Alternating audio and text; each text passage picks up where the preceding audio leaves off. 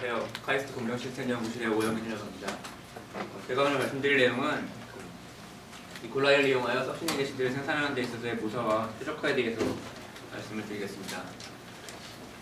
발표는 간략하게 배경 설명을 드리고 그 다음에 사용되는 방법론에 대해서 설명을 드린 다음에 이콜라이에 적용한 결과를 보여드리고 결론을 맺도록 하겠습니다.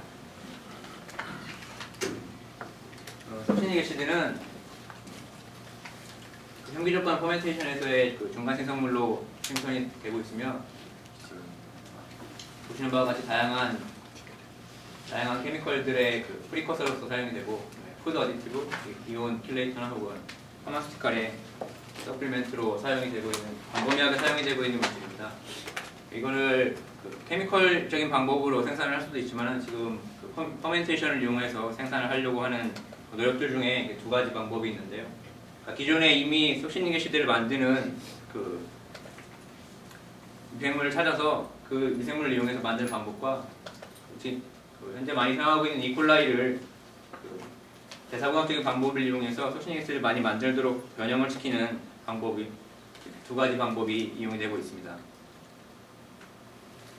대사공학적인 방법은 리커미넌트 DNA 테크놀로지를 이용을 해서 메타볼릭 패스웨이를 조작하는 쪽으로 조작하는 분야로서 이미 알려진 어떤 미생물이 이미 알려진 프로덕트를 만든다고 할 때 그걸 더 많이 만들거나 혹은 어떤 미생물이 안 만들고 있는 걸 만들게 하거나 혹은 그 미생물 자체가 톡식한 거를 분해할 수 있도록 하거나 하는 일들을 하기 위해서 패스웨이 조작을 하는 것을 의미합니다. 이콜라이 같은 경우 서브시니 게시드가 주 생산물로 생산되는 것이 아니기 때문에 이콜라이 자체에 성장하려고 하는 오브젝트와 우리가 만들고자 하는 서브시니 게시드를 만들고자 하는 오브젝티브가 상충하게 되고, 그리고 최적화하는 방법에 있어서 DNA 리컴포넌트 테크놀로지를 실험으로서 적용하기에는 시간이 너무 많이 걸리기 때문에 그것을 어떻게 프로그램화 시켜서 미리 시뮬레이션을 해보고 그걸 이용해서 그 결과를 이용해서 실험을 디자인하는 쪽으로 이용을 많이 하고 있습니다. 그래서 저는 본 연구에서 오브젝티브가 여러 개 있을 때를 핸들링하는 소프트웨어를 개발하고 그것을 서브시니 게시 생산에 적용해 보았습니다. 최근 새로운 균주를 만들어내는 메타볼릭 엔지니어링 쪽에서의 연구 동향이 이렇게 바뀌고 있는데요. 기존에 이렇게 실험을 통해서 만들던 그런 좋은 균주들을 만들던 것이 컴퓨테이셔널 모델링과 시뮬레이션을 통해서 익스페리멘트를 실험 자체를 대신해보기도 하고 실험 디자인을 하기도 하고 해서 그렇게 실험한 인실리코상에서 프로그램상에서 실험한 결과와 실제 실험하시는 분들이 실험한 결과를 비교를 해서 개선점을 찾고 그리고 더 좋은 균주를 개발하기 위해서 이렇게 사이클을 통해서 최근에는 이루어지고 있습니다. 이쪽 분야에서 가장 많이 사용되는 방법 중에 하나가 메타볼릭 플럭스 어널리시스인데요. 메타볼릭 플럭스 어널리시스는 우리가 분석하고자 하는 대상에 대한 정보를 수집하여 그 모델을 바탕으로 해서 그 모델이 어떤 주어진 환경 하에서나 혹은 DNA 조작 하에서 어떻게 변하는지에 대한 정보를 가르쳐주는 데 굉장히 좋은 툴로서 사용이 되고 있습니다. 기존 연구에서 저희 실험실에서 메타플럭스넷이라는 소프트웨어를 이미 개발을 했고요. 이거는 오브젝티브가 하나일 때, 싱글 오브젝티브일 때 적용되는 프로그램 패키지로서 유저들이 직접 모델을 만들거나 혹은 데이터베이스 혹은 SBML, 시스템 바이올로지 마크업 랭귀지를 이용해서 모델을 불러오고 그 모델에 컨스트레인트를 추가하거나 아니면 DNA 조작과 같은 리액션의 입구 없음을 모델을 핸들링하고 그걸로 LP 모델을 만들어서 LP 솔브를 이용해서 결과값을 구하고 비주얼라이제이션 하는 것까지 소프트웨어 패키지가 나와 있는데요. 이 패키지에 이제 저는 오브젝티브가 여러 개인 것을 핸들링하기 위해서 멀티 오브젝티브 쪽 그 멀티 오브젝티브를 핸들링할 수 있는 쪽으로 프로그램을 개선하였습니다. 멀티 오브젝티브 핸들링하는 방법으로 이제 크게 세 가지를 볼 수 있는데요. 웨이티드 서메이션 메소드, 이필런 컨스트레인트 메소드, 그다음에 제가 그 프로그램 개발하면서 적용한 non imperious estimation 메소드 이렇게 세 가지가 있습니다. 웨이티드 서메이션 메소드는 그 오브젝티브가 여러 개 있을 때 그 각각의 오브젝티브에 웨이트를 줘서 그 하나의 싱글 LP로 만든 다음에 푸는 결과값이 이렇게 하나만 존재하게 되는 하나만 그러니까 주어진 웨이트에 대해서 결과 하나를 보여주는 방법이고요. 이필런 컨스트레인트는 다른 그러니까 보고자 하는 오브젝티브 외에 다른 걸 이렇게 컨스트레인트로 잘게 쪼개서 줘가지고 여러 번 이터레이션을 해서 구하는 방법입니다. 그래서 제가 적용한 방법은 non-imperious discrimination 메소드로서 그 LP에 있어서의 그 꺾이는 점들만을 찾아내는 방법을 이용을 하였고요. 그래서 지금 톨러런스보다 이스티메이션 메소드이기 때문에요. 기본 톨러런스보다 작거나 혹은 그 이터레이션 횟수가 많아지면 멈추는 그 두 가지 크라이테리아를 적용을 하였습니다. 멀티 오브젝티브 쪽 그 패키지는 다음과 같고요. 패키지 그래픽 유저 인터페이스는 다음과 같고요.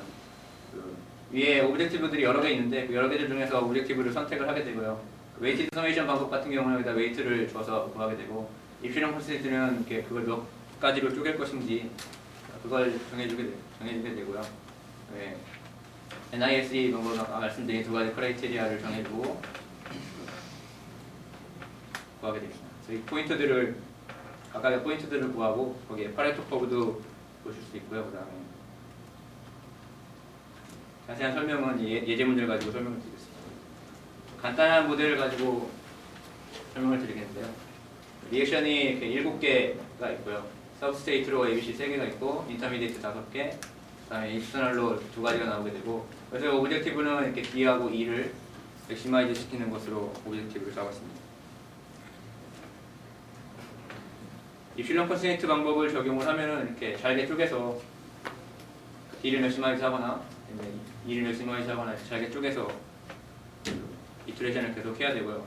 이걸 이렇게 충분히 잘게 쪼개지 않으면은 이 변하는 점이 어딘지 찾기가 상당히 곤란한 단점이 있습니다.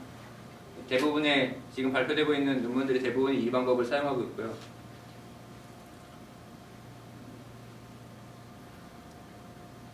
non-imperious estimation 메소드는 제일 처음 이터레이션에서 각 오브젝티브에 대해서 이렇게 맥시마이즈 값을 찾은 다음에 그 값을 바탕으로 해서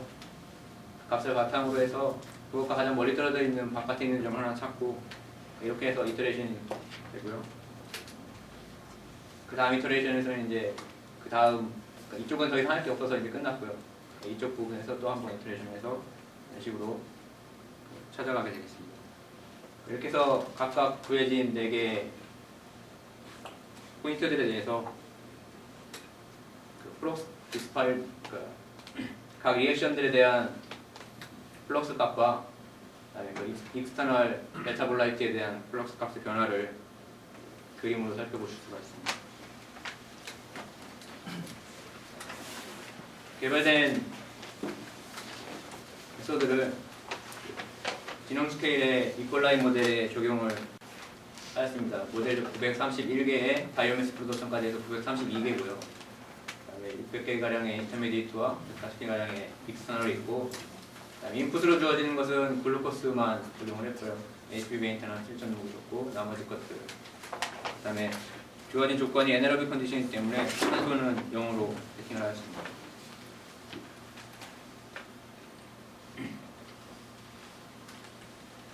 소시닉 애시드 생산에 있어서 앞에 말씀드린 바와 같이 원래 소시닉 애시드를 만드는 것과 이콜라이와의 차이를 봐가지고 그 차이가 나는 부분에 있어서의 5개의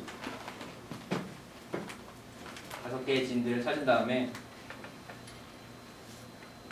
글라이오실레이션 원레이트 디하이드라이즈 PTS 시스템에 쓰는 거 파이로베트 캐네제 소시닉 디하이드 5개를 찾은 다음에 5개 각각의 컨비네이션에 대해서 어떤 바이오매스 이콜라이가 자라고자 하는 그로스 레이트와 관련되어 있는 바이오매스 포메이션과 우리가 보고자 하는 혁신의 게스 프로덕션과의 관계를 각각에 대해서 살펴보고 이 조합 중에서 가장 좋은 것을 찾는 쪽으로 방향을 정했습니다. 싱글진을 낙하웃 시켰을 때의 결과를 보면은 와일드 타입이나 아니면 다른 PYK 이런 것들을 낙하웃 시켰을 때는 이제 변화가 없고요. PTSD만 낙하웃 시켰을 때 석시닉 애시드 생산이 제로일 때, 즉 이콜라이 자체가 성장하고자 할 때의 값만 조금 줄어드는 것을 살펴볼 수가 있습니다. 하나씩 낙하웃에서는 전혀 도움이 안 되고요. 석시닉 애시드 만드는데 전혀 도움이 안 되고요. 그래서 이제 2개 가지고 테스트를 했을 때 앞에서 본 그 와일드 타입에 비교해서 그 바이오매스 프로덕션이 조금 줄긴 했지만, 줄었다는 소리는 이제 성장 자체를 늦게 한다는 얘기가 되고요. 그렇지만 석시닉 애시드가 그러니까 이콜라이가 성장하고자 할 때 석시닉 애시드를 이만큼 만들 수밖에 없는 아까 이렇게 2개를 낙하웃 시켰을 때는 이만큼 만들 수밖에 없는 그런 균주로 바뀌게 된 것이다. 2개 이상을 낙하웃 시켰을 때 이거보다 더 좋은 방법은 찾을 수가 없었고요. 그래서 결국 낙하웃 시키는 데 대한 비용과 석시닉 애시드 생산과를 고려할 때 이렇게 2개를 낙하웃 시킨 것이 가장 좋은 스트레인으로 찾을 수가 있습니다.